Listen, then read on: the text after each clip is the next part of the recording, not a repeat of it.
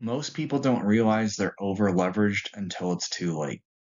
It's not just about having debt, it's about having too much debt compared to your income and cash flow. And right now, more people are over leveraged than ever. Over leveraged is the silent killer for your finances. Being over leveraged means your debt payments are eating too much of your income. Your cash flow is tight, your flexibility disappears, and one unexpected expense can knock everything over. Examples of this: you've got a scale and your cash flow is on the left, and on the right, you have your liabilities. You have your personal loans, you have your car loans, you have your credit card debt, a mortgage. All these things are on the far right side. When you have too much of that, it creates an imbalance. It's not the debt itself, it's the ratio. If your income drops or expenses rise, you become exposed because you're over leveraged. Signs that you could be over leveraged. There are a lot of signs that you could be over leveraged, but some basic ones that you can see that can impact and be widespread across a lot of people that are relatable are: you have excessive credit card debt you can't pay. You're not keeping up with your credit cards. You can't pay the debt down. So you're finding yourself in this constant battle of trying to just keep up with it, but you're losing that fight. Your minimum payments keep rising. One month it was $100, the next month it's 110, then the next month it's 115, right? You're trying to make your payments, but you're not making any impact into that. You have no emergency buffer. You don't have any cash set aside. You don't have any emergency savings to where if your car breaks down or you have a leak in your home, that you don't have any money to help support that, and you have to then put that on debt. Your debt to income ratio is climbing. You're borrowing to maintain your lifestyle. You're stressed every time a bill hits. All of these are signs that you could be in a spot where you are over leveraged, where you're stretched too thin and you have no way to kind of leverage yourself to put yourself in a better situation. How people get over leveraged. How do people find themselves in a spot where they get over leveraged?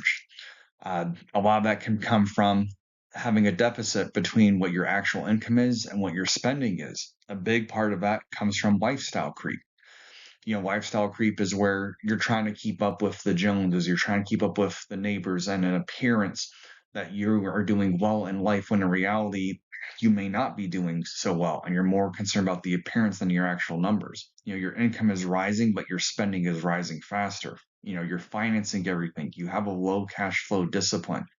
You're borrowing for your future you to deal with, but that future you ends up having to deal with those issues, unfortunately, and at times it's a harsh reality to face. Why it's dangerous? Why it's dangerous to be over leveraged.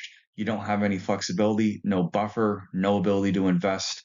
One emergency can equal disaster. A few years ago, USA Today had an article where they discussed that about 2 out of 5 Americans didn't have $1,000 to spare if their car breaks down or any other emergency. Again, that's an example of being over leveraged. When these situations happen, you don't have the ability to add any more to your credit card. You don't have any cash to, put you in a better spot. You find yourself in a situation where there is no easy way out, and it's just a situation that continues to get worse and worse.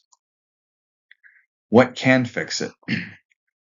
Stop taking on new debt, increase cash flow, build emergency fund, avoid leverage, and investing until stable, right? A good spot to get into a spot where you can be not over leveraged is where you're ensuring that your income is going up and your spending is going down. Even if you're not able to increase your income, if you're able to at least cut down your spending and reduce that, that can help put you in a better leverage spot.